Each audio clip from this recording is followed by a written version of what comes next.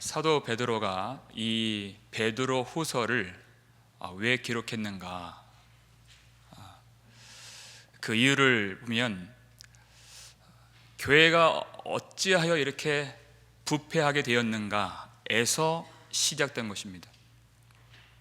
우리 베드로후서 2장을 보게 되면 그와 같은 내용이 잘 나와 있죠. 과연 이것이 교회의 모습이 맞는가 싶을 정도로 너무나도 더러운 교회의 모습을 이 사도가 꾸짖고 책망하는 내용이 등장합니다. 많은 성도들이, 거룩해야 될 성도들이 정욕에 사로잡혀 있고 또 음란과 호색에 빠져 있는 그런 교회의 모습, 왜 이런 일들이 벌어지게 되었는가? 지금 베드로는 그 한 가지 이유를 뭐라고 말씀하고 있습니까? 교회가 예수 그리스도의 재림을 믿지 않기 때문이다, 이렇게 해석을 하는 것입니다. 예수 그리스도의 다시 오심을 믿지 않는 교회는 반드시 부패할 수밖에 없다는 것입니다. 예수 그리스도의 오심을 준비하지 않는 성도는 반드시 더러운 죄에 빠져 살 수밖에 없다 하는 것이에요. 성경은 반드시 마지막 날이 있다고 우리에게 말씀하고 있습니다. 그리고 성도들은 그 마지막 날을 고대하면서 주님 오실 날을 준비하면서 살아야 하는 거룩한 성도여야 한다고 우리에게 말씀하고 있는 것입니다. 그래서 베드로 사도는 사랑하는 형제 바울도 그와 같은 가르침을 많이 주었다고 그렇게 고백을 하고 있죠. 우리 로마서 13장 11절 12절 말씀인데요, 읽겠습니다. 또한 너희가 이 시기를 알거니와 자다가 깰 때가 벌써 되었으니 이는 이제 우리의 구원이 처음 믿을 때보다 가까웠음이라. 밤이 깊고 낮이 가까웠으니 그러므로 우리가 어둠의 일을 벗고 빛의 갑옷을 입자. 아멘. 또한 너희가 이 시기를 알거니와 자다가 깰 때가 벌써 되었으니, 자다가 깰 때가 되었다. 영적인 잠에서 깰 때가 벌써 되었다라는 것입니다. 여러분, 이 시대는 우리를 영적으로 잠들게 만드는 이 시대라는 것입니다. 성도들은 안다, 이 시기가 어떤 시기인지. 자다가 깰 때가 벌써 되었다. 이 세상은 우리를 영적으로 잠들게 만드는 세상이에요. 하나님의 뜻이 무엇인지, 하나님의 거룩한 은혜가 무엇인지, 하나님께서 우리를 왜 불러주셨는지, 부르심의 소망이 무엇인지를 전혀 생각하지 못하도록 그런 세상입니다. 어떨 때는 교회를 박해하고 억압하고 짓눌러서 많은 성도들로 하여금 두려움과 염려에 빠지게 만들고 정신을 못 차리게 만드는 것이에요. 그것도 영적인 잠에 빠지는 모습이에요. 하나님의 말씀을 기억하지 못하고 두려워하게 만드는 것이죠. 많은 순간 쾌락을 선사하면서 항상 새롭고 또 그 육신이 즐거워하게 만드는, 그 정신과 마음을 사로잡고 조종할 만한 그런 쾌락을 선사하면서 정신을 못 차리게 만드는 것입니다. 하나님을 생각하지 못하도록. 성도들은 안다. 밤이 깊고 낮이 가까이 왔으니 그랬어요. 밤이 깊었다 그랬습니다. 여러분, 이 시대가 그래요. 너무나도 어두운 시대고 점점 갈수록 어두워져 가는, 부패해져 가는 이 세상이죠. 너무나도 충격적인 소식들이 많이 들리는, 그래서 어지간해서는 충격도 받지 않는 그런 시대가 와버렸습니다. 그런데 밤이 깊으면 곧 아침이 오는 것을 우리가 알죠. 바로 그때가 되었다. 지금 세상을 보면 그렇게 칠흑 같은 어둠 이후에 밝은 아침이 오는 것처럼 이제 곧 해보다 더 밝으신 우리 구주 예수 그리스도께서 오시는 때가 벌써 되었다. 그렇기 때문에 어둠의 일을 벗어버리고 빛의 갑옷을 입자라는 것이에요. 그 어둠의 일을 벗어버리는 것, 빛의 갑옷을 입는 것, 그것이 성도의 의무인데 그것이 무엇인지 친절하게 바울이 이어서 우리에게 가르쳐 줍니다. 13절 14절 말씀 보시면 읽겠습니다. 낮에와 같이 단정히 행하고 방탕하거나 술 취하지 말며 음란하거나 호색하지 말며 다투거나 시기하지 말고 오직 주 예수 그리스도로 옷 입고 정욕을 위하여 육신의 일을 도모하지 말라. 아멘. 낮에와 같이 단정히 행하고 그랬어요. 이제 낮이 가까이 왔으니 낮에 걸맞는 행실을 가지라는 것이에요. 여러분, 낮이라고 하는 것은 예수 그리스도께서 오시는 그때를 말하는 것이에요. 하나님의 나라를 말하는 것입니다. 낮에와 같이 단정히 행하고 해요. 여러분, 우리가 부활 소망, 천국 소망에 대한 그런 말도 많이 하고 설교도 많이 듣습니다. 그런데 부활 소망에 대한 설교를 듣는 것만으로는 우리가 그 소망을 진짜 가질 수는 없는 것이에요. 낮에와 같이 단정히 행하고 이렇게 돼 있어요. 하나님의 나라를 소망하는 것은 그저 내가 그 지식이 있다고 해서 소망이 임하는 것이 아니라 낮에와 같이 단정히 행하는 이 땅에서의 우리의 삶이 예수 그리스도와 항상 동행하면서 천국 하나님의 나라의 생활 방식을 여기서도 따라 살아갈 때 임하는 소망이요, 임하는 확신인 것을 믿으시길 바랍니다. 낮에와 같이 단정히 행하고 해요. 그 나라 방식, 하나님 나라에서의 사는 그 생활 양식으로 지금 살아가는 것이에요. 주님 앞에서 영광의 찬송 부르면서 영생을 누리면서 복락을 누리는 그 삶을 지금부터 사는 것이에요.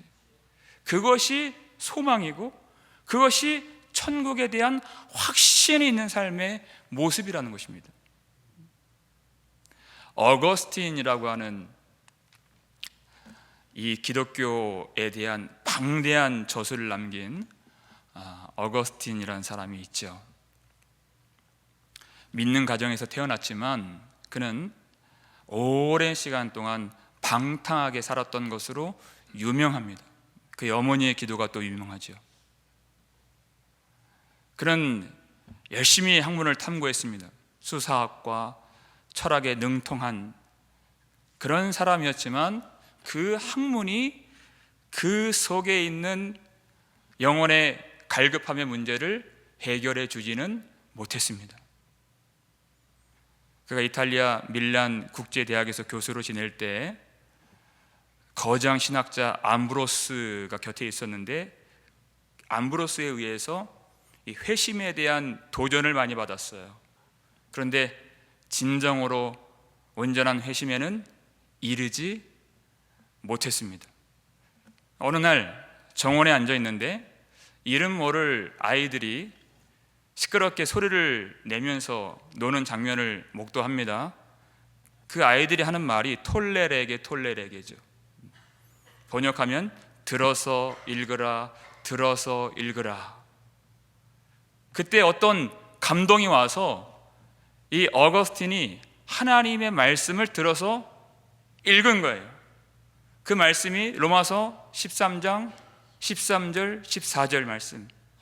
낮에와 같이 단정히 행하고 방탕하거나 술 취하지 말며 음란하거나 호색하지 말며 다투거나 시기하지 말며 오직 주 예수 그리스도로 옷 입고 정욕을 위하여 육신의 일에 도모하지 말라. 이 말씀이에요. 살아계신 하나님의 말씀. 이 살아계신 하나님의 말씀이 이제까지 방탕하게 살았던 어거스틴의 영과 혼과 및 관절과 골수를 찔러 쪼개기 시작하는 것입니다. 이제까지 이 사람이 노력을 안 해봤겠습니까? 그 어머니가 모니카인데 자신도 그 방탕함에서 음란함에서 벗어나려고 무진 애를 써왔다 그랬어요. 그런데 그때마다 눈물로 몸부림을 치고 그가 싸웠지만 그때마다 다시 실패로, 다시 두려움으로, 다시 절망감 속으로 넘어지기가 일쑤였습니다. 그런데 이 말씀, 로마서 13장 13절 14절 이 말씀이 그를 죄악의 수렁에서 건져내 준 것입니다. 이 말씀을 통해서 살아계신 주님께서 그의 모든 죄악의 방탕함의 삶의 종지부를 찍어주셨다. 여러분, 이 말씀을 통해서 우리 마음속에도 성령님께서 주님의 빛을 비춰주시기를 주님의 이름으로 축원합니다. 여러분, 예수를 믿지만 우리가 정욕에 휩싸일 때가 있습니다.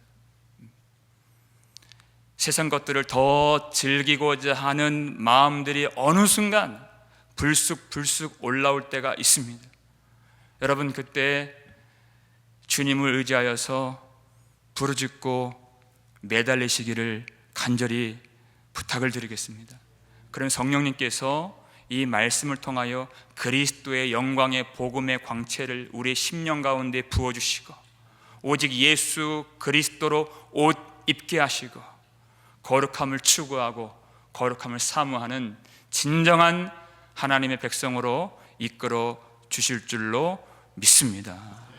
바울이 이와 같이 지금 베드로가 하는 이 말과 바울이 하는 말이 한 성령 안에서 일맥상통한 동일한 하나님의 말씀을 우리에게 증거해 주고 계신다.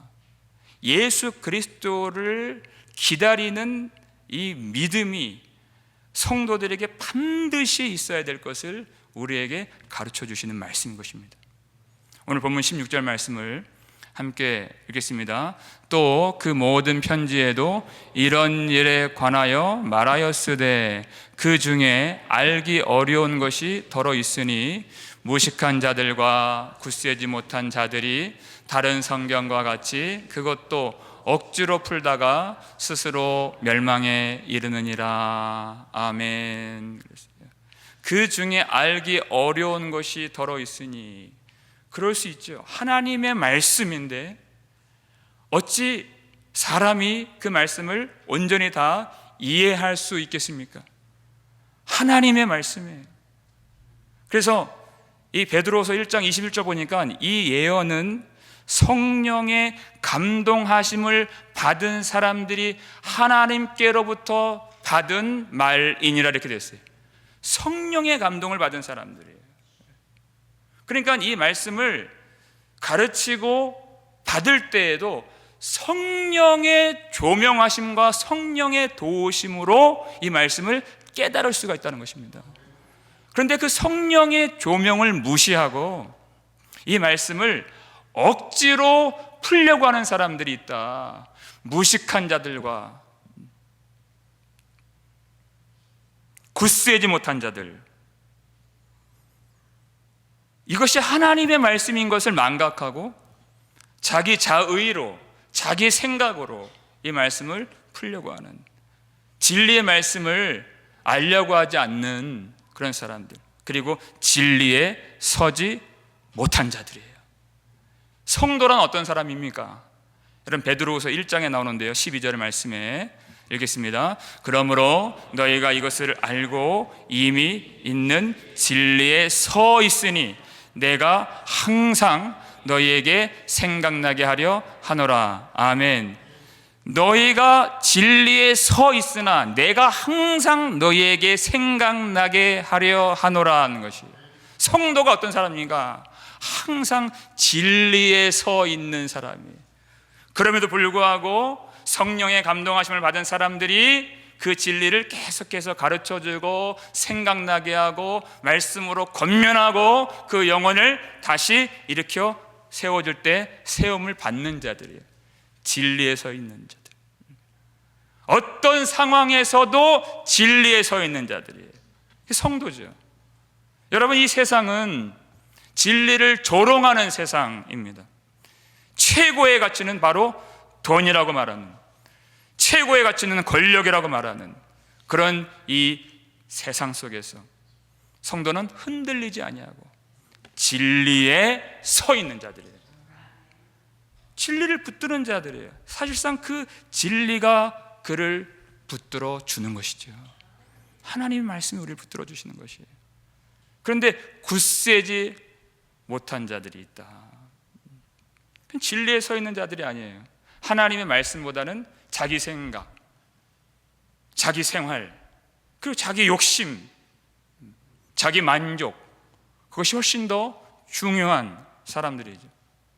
그들은 아무리 말씀을 가르쳐도 말씀을 깨닫지를 못한다, 그렇게 되어 있어요. 디모데후서 3장 7절 말씀인데요, 읽겠습니다. 항상 배우나 끝내 진리의 지식에 이를 수 없느니라. 아멘. 그런 사람이에요. 진리에 서 있지 않은 사람들. 여러분, 디모데후서 3장 5절 6절을 읽게 되면 6절 바로 이 전의 문맥이 여러 가지 욕심에 이끌림 바 되어 항상 배우나 끝내 진리의 지식에 이르지 못하느니라, 이렇게 된 것이에요. 왜요? 여러 가지 욕심에 이끌림 바 되어 그랬어요.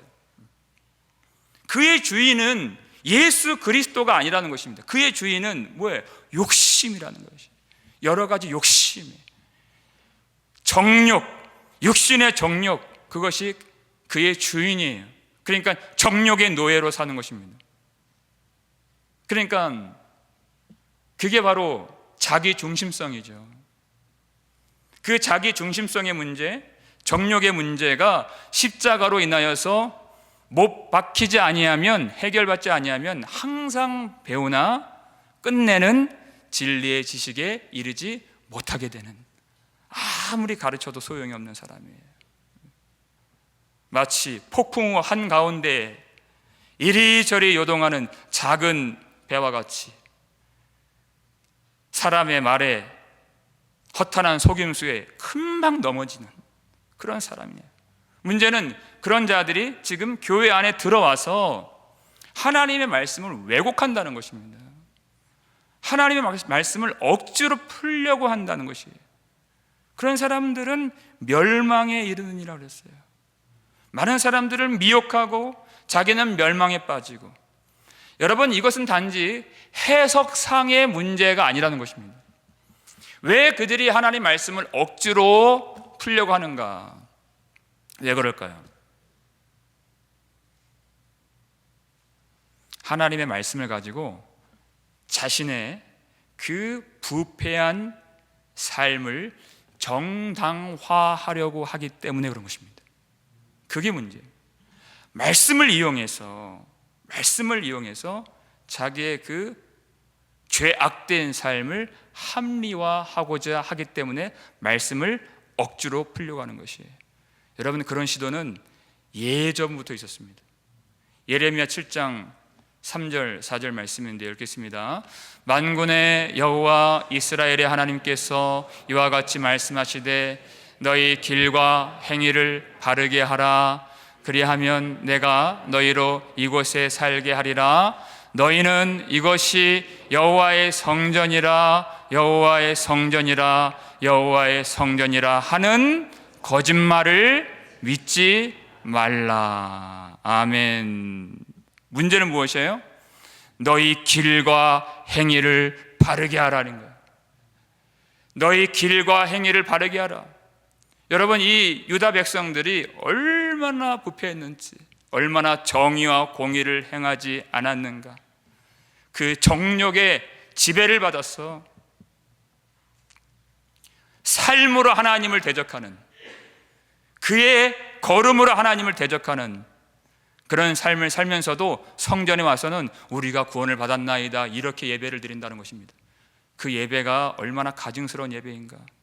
왜냐하면 거짓 선지자들이 와서 우리에게 성전이 있으니 이것이 우리의 성전, 하나님이 임재하시는 성전이니 우리는 안전하다, 우리는 구원을 받았다, 우리는 재앙이 없다 라고 하는 거짓말 때문에, 우리에게 성전이 있으니 하나님의 임재가 있으니 우리는 재앙을 받지 않을 것이다 라는 거짓말 때문에 이들이 거침없이 더 부패하고 더러운 삶을 살게 되었다는 것입니다. 그러니까 이것이 우리의 성전이다 하는 그 거짓말을 믿지 말라. 하나님이 그 성전 다 무너뜨려 버리셨죠. 하나님의 성전을 가지고 나의 부패한 삶을 정당화시키는 도구로 이용하는 것이에요. 하나님 그 성전을 없애버리시는 것이에요. 우리가 말씀을 그렇게 이용한다는 것입니다. 하나님의 은혜까지도 나 좋을 대로, 내가 살고 싶은 대로 살도록 하는 도구로 만들어버리는, 그럴 때가 얼마나 많은가. 복음을 이용하고 은혜를 악용해서 나는 전혀 변화되지 않는데 그저 내 길로 가려고 그렇게 복음을 이용하는. 유다서 1장 4절 말씀 보여주세요. 읽겠습니다. 이는 가만히 들어온 사람 몇이 있음이라 그들은 옛적부터 이 판결을 받기로 미리 기록된 자니 경건하지 아니하여 우리 하나님의 은혜를 도리어 방탕한 것으로 바꾸고 홀로 하나이신 주제 곧 우리 주 예수 그리스도를 부인하는 자니라. 아멘. 교회 안에 가만히 들어왔어요. 그들은 이미 심판을 받기로 결정이 된 사람들이라는 것입니다. 왜 그래요? 하나님의 은혜를 도리어 방탕한 것으로 바꾸고 홀로 하나이신 주제 곧 우리 주 예수 그리스도를 부인하는 자니라 이렇게 됐어요. 그들의 삶이 경건하지 아니하여 그랬어요. 경건하지 아니하여.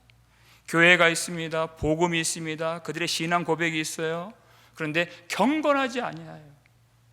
거룩함이 없다는 것입니다. 그것이 우리 구주 예수 그리스도를 부인하는 것이다 이렇게 돼 있어요. 부인하는 것이다.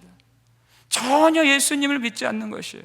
왜냐하면 예수님은 우리를 죄에서 건지시려고, 그 불경건함에서 건지시려고, 우리를 거룩하게 만드시기 위하여 십자가에서 죽으신 예수 그리스도이시기 때문에, 내가 그 죄를 사랑한다는 것은 십자가를 조롱하는 것이죠. 내가 죄를 사랑한다는 것은 예수 그리스도를 미워한다는 그것과 같은 것입니다. 이들이 말씀을 왜 왜곡하나요? 죄를 버리려고 하지 않기 때문이에요. 그냥 내가 살고 싶은 대로, 내가 하고 싶은 대로 살려고 말씀을 난도질하고 우리를 위하여 십자가에서 죽으신 예수 그리스도를 하찮게 여기는 그런 사람들이 교회에 있다라는 것입니다. 여러분, 데살로니가전서 5장 3절 보면 아주 짤막한 구절이 나오는데요. 하나님의 뜻은 이것이니, 그 다음에요, 너희의 거룩함이라 이렇게 됐어요. 하나님의 뜻이 무엇인가? 하나님의 뜻은 이것이니 너희의 거룩함이라. 이것이 하나님의 뜻이에요. 이 세상을 창조하시고 펼치시고 통치하시고 그의 사랑하는 독생자 아들 예수를 이 땅에 보내주시고, 예수님이 성육신하셔서 하늘의 영광과 권세와 보좌를 버리시고 우리를 위하여 십자가 그 모진 고통을 다 받으신 이유가 무엇인가? 목적이 무엇인가? 하나님의 뜻은 이것이니 너희의 거룩함이라 하는 것이에요. 하나님은 온통 우리의 거룩함만 생각하신다는 것입니다. 이게 하나님의 뜻이에요. 우리가 하나님의 자녀라고 한다면, 우리 속에 성령이 거하시는 하나님의 백성이라고 한다면, 내가 거룩하니 너희도 거룩하라 하신 그 말씀을 외면할 수가 없는 것이죠. 여러분, 우리에게 어떤 계획, 어떤 생각, 어떤 도전, 어떤 목적이 있을 수 있습니까? 오늘 하루 내가 얼마나 벌었다, 오늘 하루 얼마나 잃었다. 여러분, 그것은 우리의 목적이 아닌 것입니다. 하나님의 뜻은 이것이니 너희의 거룩함이라, 우리의 거룩함인 것입니다. 바로 이어서 나오죠. 곧 음란을 버리고, 이렇게 나오는 것이에요. 구체적으로 예수 그리스도께서 십자가에서 죽으신 것은 곧 음란을 버리고 육신의 정욕을 버리고 세상 사랑을 버리게 하시려고 십자가에서 우리 대신 돌아가 주신 것입니다. 그 피를 의지하면, 그 보혈을 의지하면 오늘도 그 거룩함의 삶을 살아갈 수 있도록 성령께서 은혜와 능력을 부어 주신다고 약속을 해 주시는 것입니다. 여러분, 인생의 승리가 무엇입니까? 하나님의 뜻은 이것이니 너희의 거룩함이라, 이렇게 말씀하셨는데, 내가 어떤 지혜를 가지고 내가 목적한 어떤 일을 이루고 성취하고 하는 것이 인생 승리가 아니라, 하나님의 뜻에 합한, 하나님의 뜻은 이것이니 너희의 거룩함이라의 삶이 되어지는 것, 하나님 보시기에 거룩한 교회가 되고 거룩한 성도로 살아가는 그것이 될 때 그 사람이 바로 하나님 앞에서 승리한, 이기는 자의 모습이 되는 줄로 믿으시길 바랍니다. 여러분, 이 믿음의 경주를 우리가 다 마쳤을 때 구름같이 둘러싼 허다한 증인들 속에서 우리 주 예수 그리스도께서 잘했다고 칭찬해 주시는 그 날을 바라보시면서 힘을 얻으실 수 있기를 주님의 이름으로 축원합니다. 우리가 우리의 죄성 때문에 싸우다가 낙심될 때가 있고, 또 절망할 때가 있고, 또 포기하고 싶을 때가 있지만은, 여러분, 그때에도 주님은 우리를 도와주신다고 약속을 해주십니다. 성령께서 능력을 주시고 지혜를 주시고, 그리고 그 믿음의 경주를 감당하려고 이 앞에 말씀을 듣고 있는 우리 모두에게 위로함을 주시고, 주 예수 그리스도 십자가의 능력으로 우리 심령을 채워 주실 줄로 믿습니다. 그리하여 그 마지막 날, 주님 오시는 날, 주님 앞에 서는 날, 이 모든 영광 그리고 감사 찬송 아버지께 올려드리고, 주님이 주시는 영생의 복락을 함께 누리며 영원히 주님을 예배할 수 있는 저와 여러분 되시기를 주님의 이름으로 축원합니다.